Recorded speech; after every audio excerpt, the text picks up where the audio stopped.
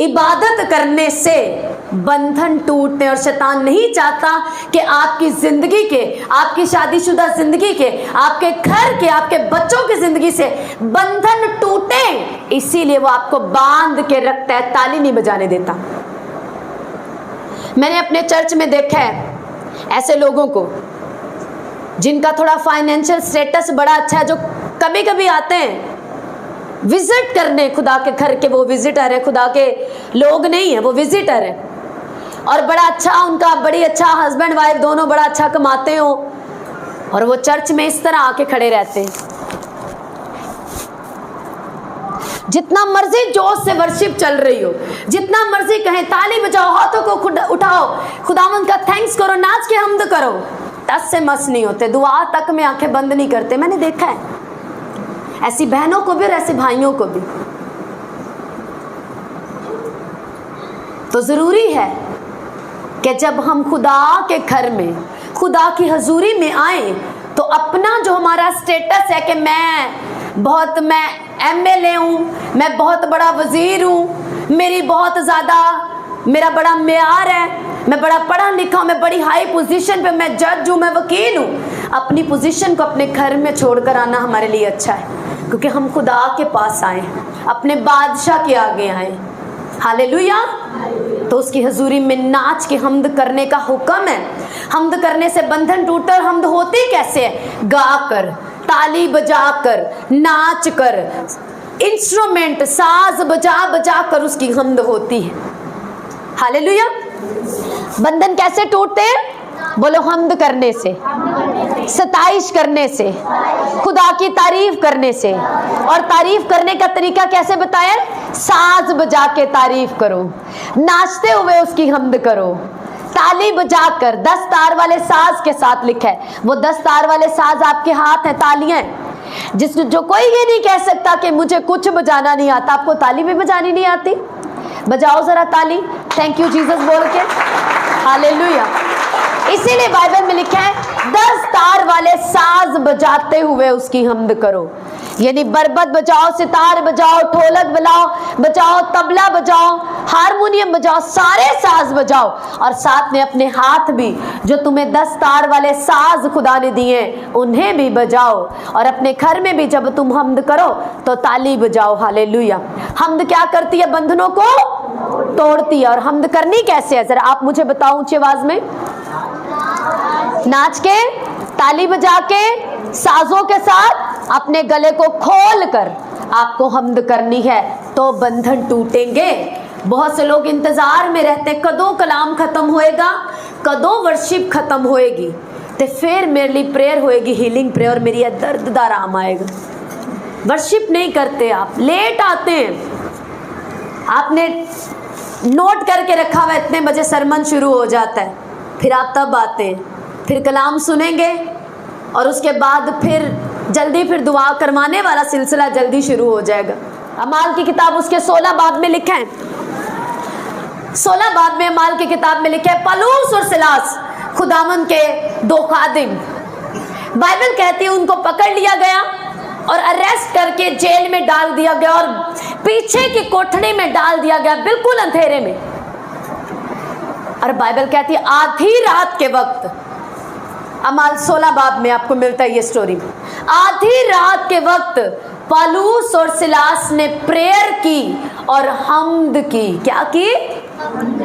Bible कहती है उन्होंने जब हम्द करना शुरू की तो वो इस तरह से आजाद नहीं थे, उनके हाथों और पैरों में बेड़ियां लगी हुई थी, मोटे मोटे संगल बांधे हुए थे, और उनके पांव जो है वो कांट में ठोके हुए थे।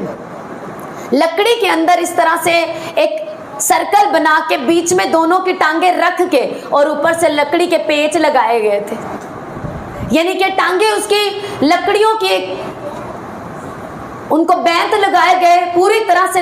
टांगे जो उनके पांव हैं वो इस तरह से बैठ के, टांगे जो है वो लकड़ी के अंदर स्क्रू के साथ टाइट कर दी गई। हाथों के अंदर जंजीरें हैं, लेकिन खुदा के रूह से भरे हैं, और उन्हें मालूम है कि यहाँ पर हमने खुदा की हम्द करनी है। बाइबल की कहती है उन्होंने हम्द की, जेल की नींव हिल गई, बेड़ियां टूट गई, जो कैदी सुन रहे थे उनकी भी बेड़ियां खुल गई। हालेलुया, उनकी बेड़ियां खुल गई, बड़ा भूचाल आया, कैद खाने की नींव हिल गई, सब दरवाजे खुल गए। हालेलुया। और आप कैसे कहते हैं कि हमारे बंधन नहीं टूटते? हम दुआ करते हैं लेकिन ये वाला रास्ते जो बंद है, हमारे रास्ते नहीं खुलते, अच्छी जॉब के, अच्छे रिश्तों के रास्ते नहीं खुलते। क्यों खुले? क्योंकि आप हम्द नहीं करते। याद रखो, बंधन हमेशा आपकी दुआ से नहीं, आपकी वर्शिप से टूटेंगे। हालेलुया। जेल के अंदर बाइबल कहती है उन्होंने हम्द की, कोई साज उनके पास बजाने वाला नहीं था, बिल्कुल अंधेरा, पैर और हाथ पूरी तरह से संगलों में अपने संगल बजाते होंगे इसी तरह खुदावंद की हम्द के लिए। हालेलुया। और उन्होंने खुदा की हम्द की और बाइबल कहती है जंजीरें टूट गई, बेड़ियां खुल गई, कैद खाने की नींव हिल गई, बड़ा भूचाल आया, सब दरवाजे खुल गए, जो कैदी सुन रहे थे उनकी भी बेड़ियां खुल गई। हम्द में इतनी ताकत और कुदरत है। हालेलुया। और आपको शैतान ने बता के रखा है कि नहीं, लेट जाना है, ये वर्शिप ही हुंदी होनी।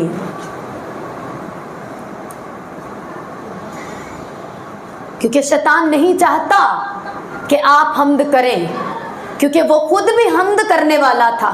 और जब उसने घुमंड किया तो खुदा ने उस फरिश्ते को गिरा दिया जो बाद में शैतान बन गया। और वो नहीं चाहता कि आप खुदा की हम्द करें। और एक और बात याद रखें कि आपको अगर हम्द करनी है तो उसे आप ही के बंधन टूटेंगे, आप ही की जंजीरियां खुलेंगी, आप ही के लिए रास्ते और दरवाजे खुलेंगे। आपको हम्द करना खुदा के तख्त को जरा थोड़ा ऊंचा नहीं लेके जाता, आपको आजाद करता है। क्योंकि बाइबल कहती है लाखों करोड़ों फरिश्ते हर वक्त 2400 घंटे, हर एक मिनट और हर एक सेकंड में उसको कदूस कदूस कदूस पुकारते रहते हैं, बिना नागा और बिना रुके वो उसकी हम्द करते रहते हैं। और आपको वो क्यों चाहता है कि आप उसकी हम्द करें? ताकि आपके बंधन टूटे।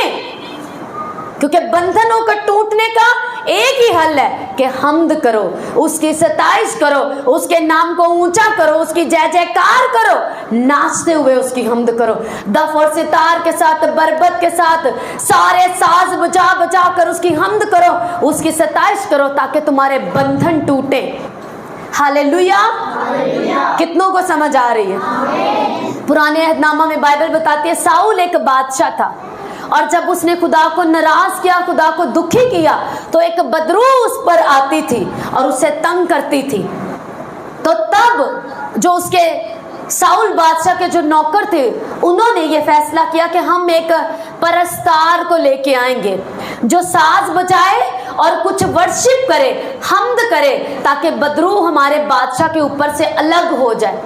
तब उन्होंने दाऊद को ढूंढा, उन्होंने बादशाह को इत्तला दी, खबर दी कि यस्सी के घराने में उसका जो सबसे छोटा वाला बेटा है दाऊद, वो बड़ा अच्छा सितार बजाता है, वो बरबत बजाता है, और सिर्फ बजाता ही नहीं है, वर्शिप करता है। आप बजाने वालों को आज देखो, उनकी लाइफ इतनी गंदी है, इतनी करप्ट है, जब वो बजाएंगे और जैसे कलाम होता है वो उठ के चले जाते हैं, क्योंकि वो खासाब है, खुदा के लिए बजाने वाले वो नहीं है। जबकि बाइबल में ज़बूर की किताब में लिखा है बजाने वाला अच्छी तरह बजाए, रूह में बजाए, और गाने वाला भी अच्छी तरह गाए, रूह में गाए, क्योंकि जब साज और आवाज मिलते हैं तो खुदा का अब्बर छाता है, और जब खुदा का अब्बर छाता है खुदा अपने लोगों के बीच में उतर आता है और उन्हें आज़ाद करता है। वर्शिप की इतनी अहमियत है, लेकिन आज चर्चिज में वर्शिप की कोई अहमियत नहीं।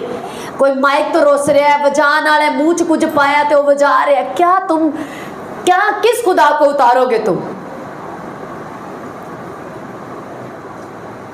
क्वायर के अंदर सेटिंगे हैं, क्वायर के अंदर सारा गंद है, और गीत गा रहे हैं सुरीले, किस खुदा को उतारना है? और कौन सा खुदा उतर के तुम्हारे लोगों को आजाद करेगा? जब तक पाकीज़गी में नहीं गाओगे, गाने वाला रूह में गाए और बजाने वाला रूह में बजाए। तो ऐसा बंदा दाऊद उन्होंने ढूंढा, और जब बाइबल कहती है वो गा कर बजाता था तो साउल के ऊपर से बदरू उतर जाती थी। आप चाहते हो शैतान मेरे घर से निकल जाए, नशे की बदबू निकल जाए। नशे की बदबू है, याद रखना है, कोई आदत नहीं है। इसीलिए आपका वो भाई, वो हस्बैंड, वो अजीज सुनता नहीं है। आप उसको इमोशनली आपने सारा कर करके देख लिया, सारा इमोशनली ड्रामा कर लिया, पर वो नहीं सुधरी, वो नहीं सुधरा। क्यों? क्योंकि ये एक बदरू है, ये जाएगी आपके घर से जब आप हम्द करेंगे। हालेलुया।